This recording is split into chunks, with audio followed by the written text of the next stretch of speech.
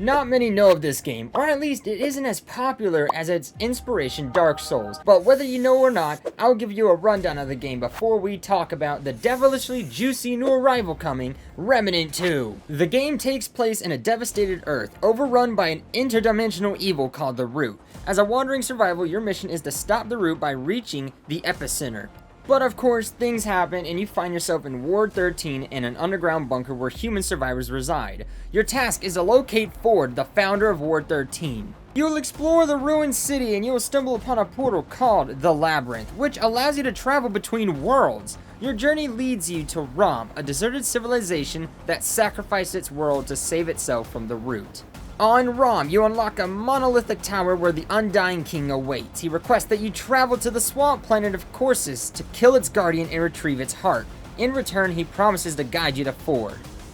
Once on Corsus, you confront the guardian and have a crucial choice to make. Will you deliver the heart to the Undying King, who wants to birth a new guardian for Rom, or will you side with the Issachel Queen, a parasitic insectoid ruler that has taken over Corsus? If you choose the latter, you have to take down the Undying King before moving forward. Next up is the Forest Ward of Yesha, whatever, where a civil war is raging among its Cider-like inhabitants. You align yourself with the rebels and embark on a quest to find Ford, who is imprisoned there. After successfully freeing him, Ford gives you a key to activate a portal in Ward 13 that takes you to Ward 17, once the human stronghold. In Ward 13, you uncover information revealing that the Root were brought to Earth through failed experiments involving the human subconscious. The Root are connected to a subject called Dreamers. Your final task is to face off against the Dreamer within his own subconscious in Ward 17. Defeating the Dreamer transforms him into a colossal Root creature, which you ultimately vanquish, severing the Root source once and for all. But of course, something happened because we wouldn't get Remnant 2 if everything went smoothly, am I right? Now that we got the story out of the way, let me give a rundown of the things you can do and experience. The weapon amount is perfect, especially when there are so many secret weapons to find, and especially when most bosses has a second way of killing them to get a unique weapon. An example of some weapons you'd come across are Scar of the Jungle, made for speed and high bleed, the Spitfire, an SMG all about burning with damage over time, and a personal favorite, and finally a crossbow called the Devastator that is a heavy hitter that does a whopping 600 base bleed over 20 seconds. Some insane weapons, am I right? Each piece of armor, and especially the weapons, can be upgraded and modified to suit your gameplay style. Basic upgrades happen back at main base, which just boosts base damage and stats. Modifications, however, you must hunt down to find what you're looking for. Over 30 types of mods, counting DLC of course, and they can drastically change your playstyle.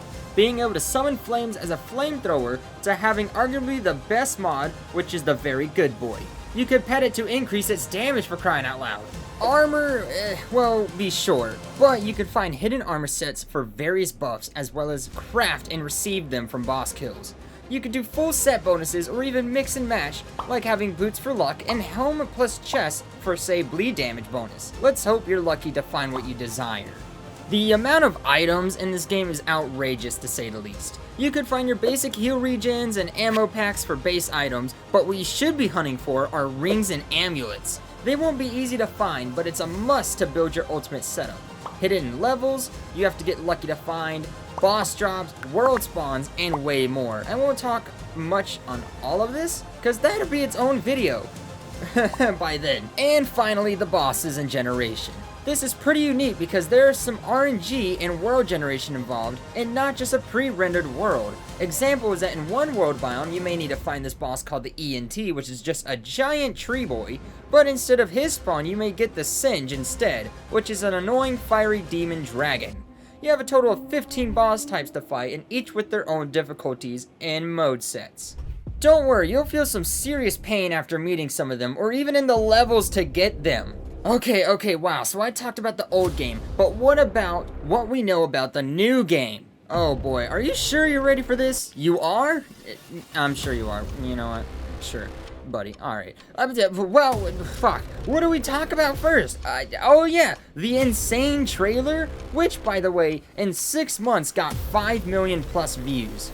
I'ma cry, this game's finally getting the love it deserves, so go check it out. But just peek at the trailer's back music. Just look at this.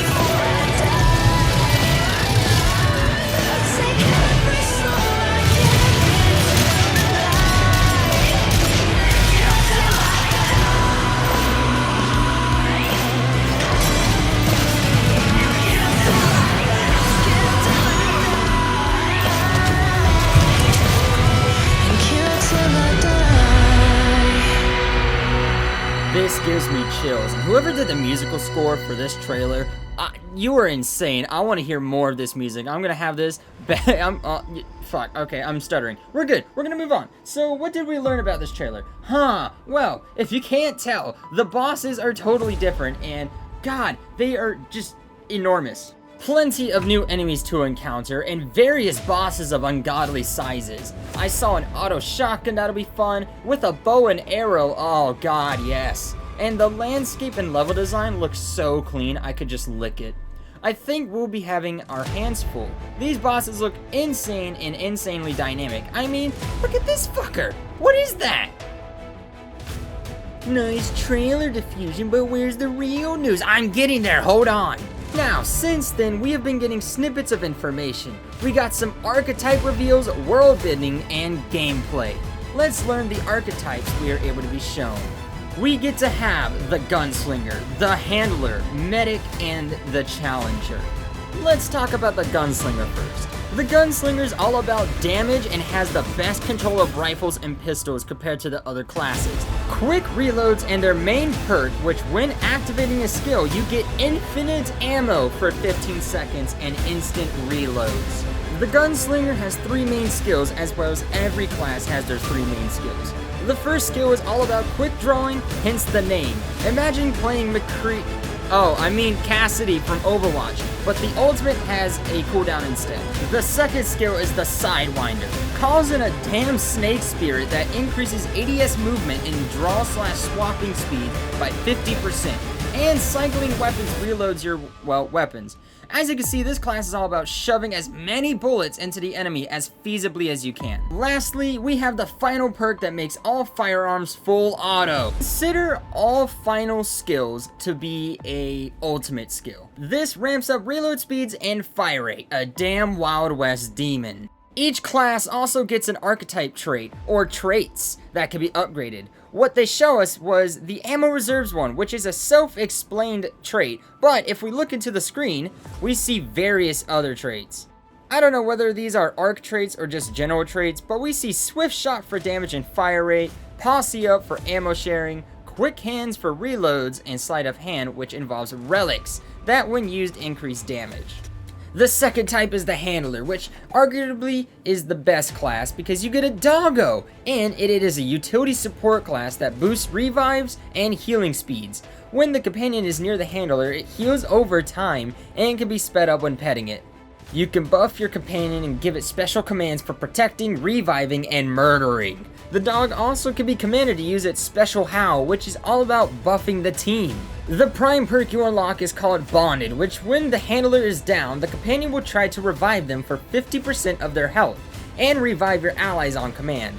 That's such a good boy. You don't really have traditional archetypes, but more rely on your companion through commands and their traits. The 3 archetypes that change the behaviors of your dog are Guard Dog, which increases threat and reduces damage taken. When you hold the skill down to howl, it reduces damage within 20 meters and grants additional threat when you're near your companion. The Support Dog heals allies for 0.25% per second in 3.5 meters of it, so you gotta be pretty close to the dog.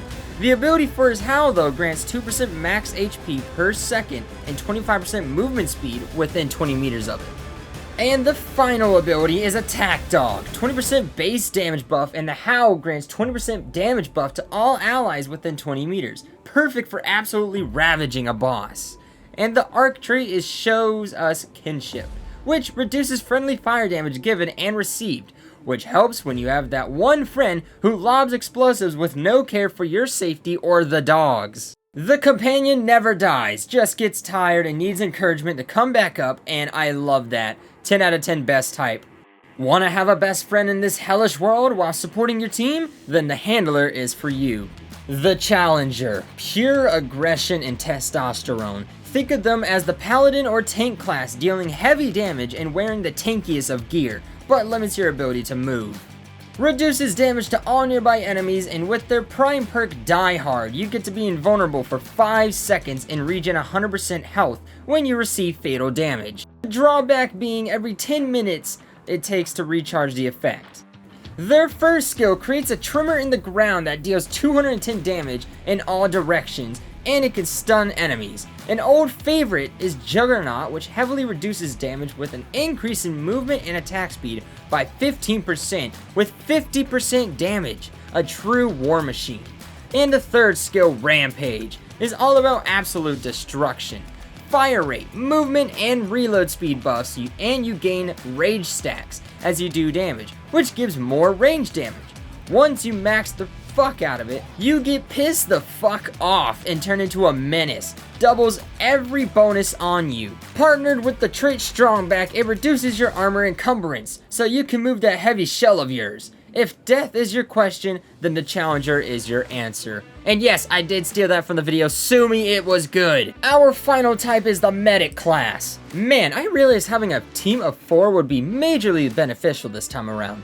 Anyways, staying alive is crucial, especially in Remnant's Apocalypse. The Medic is the master of healing and relics. Their prime perk, Regenerator, gives a total of 250 health to all allies and regains spent relics charges. Drawback is restoring and respawning increases healing requirement by 50%. Their first skill is Eventide. If you heal at all, it builds your heal charge, which then resets your relic, which then you get to repeat that over and over again. So heal, gain charge, and then boom, relics back. It's as simple as that. Now the first archetype perk is Wellsprings, which creates a small AoE heal spot that restores 10.5 HP per second. It's very handy in a battle, but it's just a very small circle that can't move. Second ability, which is Healing Shield, expels energy to shield all allies within 25 meters for 100% of their max HP for 10 seconds. Which also regens allies by 30%. And the final skill, Redemption, unleashes a shockwave that can revive all allies and restore 75% max HP in a 30-meter radius.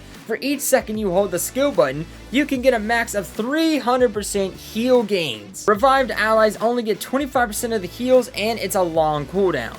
Seeing this class worries me of how tough these enemies are actually gonna be. Their arc trait shown is Triage, which just boosts the healing mod's capabilities. Obviously a need for Medic. Each of these types has their role and masters it. Perfect for a team of 2 or 4, and that makes it so hard to choose who to play first. Alright, we did it! The archetypes are done, for now. Let's get into some of the world bending, shall we? I won't say much, but we get to have a very diverse set of lands to explore, with wildlife and enemies special to the location. This will be far from a walk in the park. From bloody forests to a village of maniacs burning to the ground, we sure do have a surreal set of settings. If you want to watch and take a peek at them all, go to the Remnant's channel and explore them yourself. But for now, you can take a little gander at what it would look like.